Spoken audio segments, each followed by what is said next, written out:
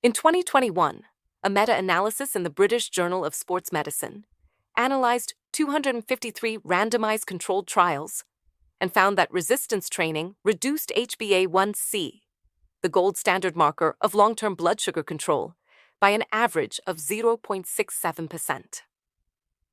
Metformin, the most prescribed diabetes medication in the world, reduces HbA1c by roughly 1 to 1.5% in most patients. On paper, that looks like the drug wins. Here is what that comparison does not tell you. Metformin stops working the day you stop taking it. The muscle you build does not.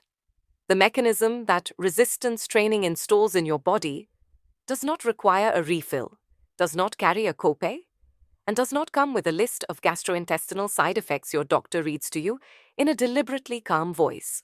That is not an argument against medication. For many men, medication is necessary and appropriate. This is an argument for understanding what is actually happening inside your muscle tissue when you lift something heavy. Because the biology is so remarkable that once you understand it, you will never think about resistance training as optional again. A 2019 study in the Journal of Physiology found that a single session of resistance training improved whole-body insulin sensitivity for up to 48 hours in insulin-resistant adults. Not weeks of training. One session. The mechanism begins working within hours, and the effect outlasts the workout by 2 full days. Nothing in this video is medical advice. Do not stop prescribed medication without talking to your doctor, but stay through the third mechanism. Because there is something your contracting muscles are secreting into your bloodstream right now, if you've trained recently. That acts like a metabolic signal flare, improving insulin sensitivity in organs you are not even working. Most people who lift weights have no idea this is happening. Pharmaceutical companies certainly know. There just isn't a patent on a barbell. Here is the first mechanism, and it is the same one that makes a morning walk effective. Except resistance training activates it at a completely different magnitude.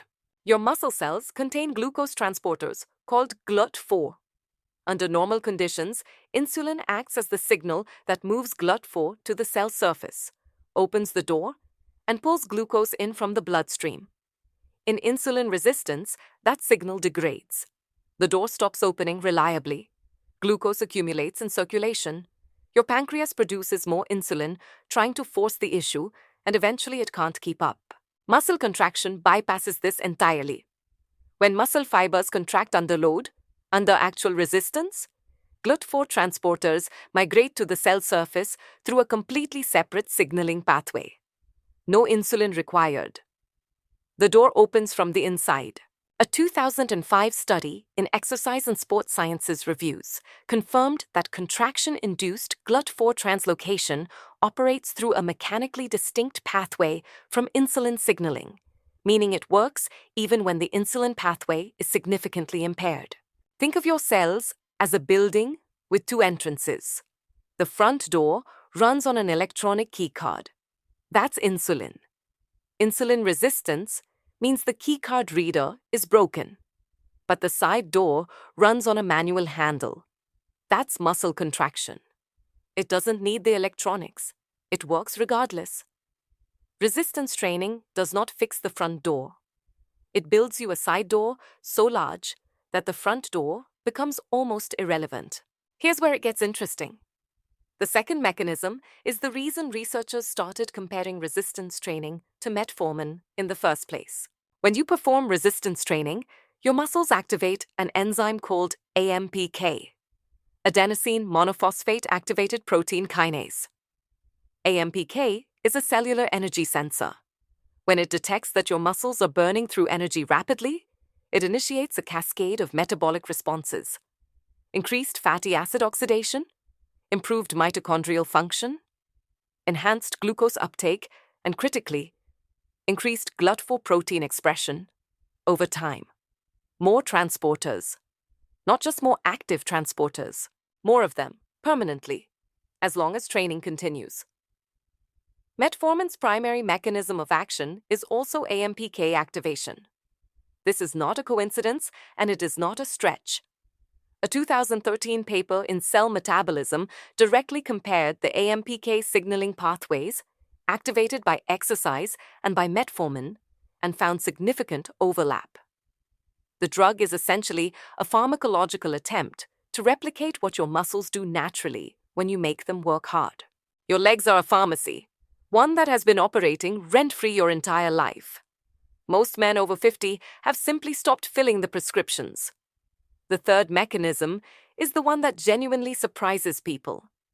Your muscles are not just a glucose disposal site. They are an endocrine organ. When muscle fibers contract under load, they secrete proteins called myokines into the bloodstream.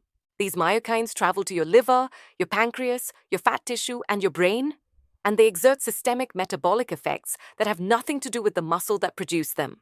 IL-6, irisin, BDNF, FGF21.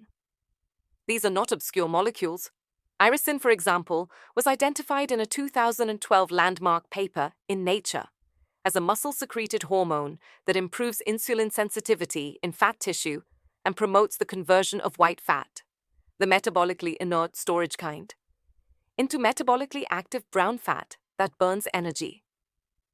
Your muscles, when contracted under resistance, are sending chemical signals to your fat cells, telling them to change their behavior, without a single drug involved.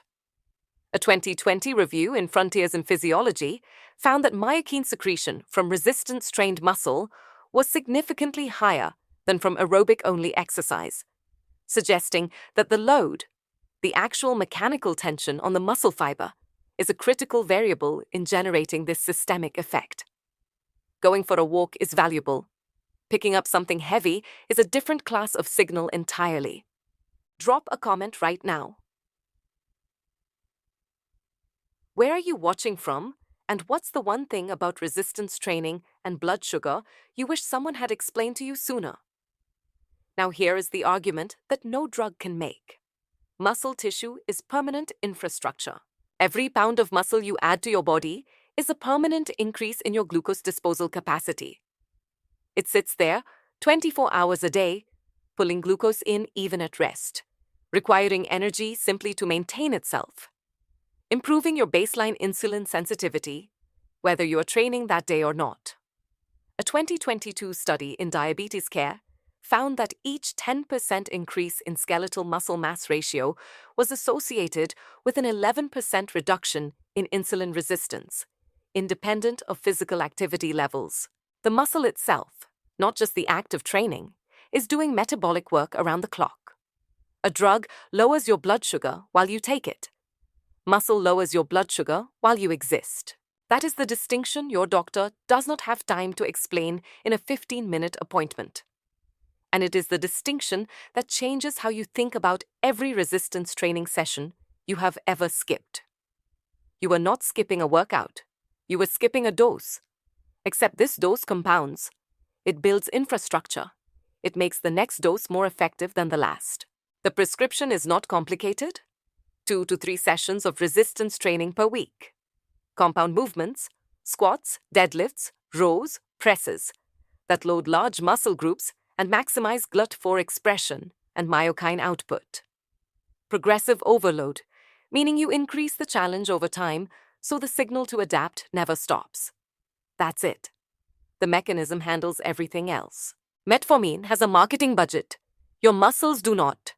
Keep that in mind the next time someone tells you that lifestyle change takes too long to see results. Your muscles are faster than the pharmacy. You just have to show up and make them work.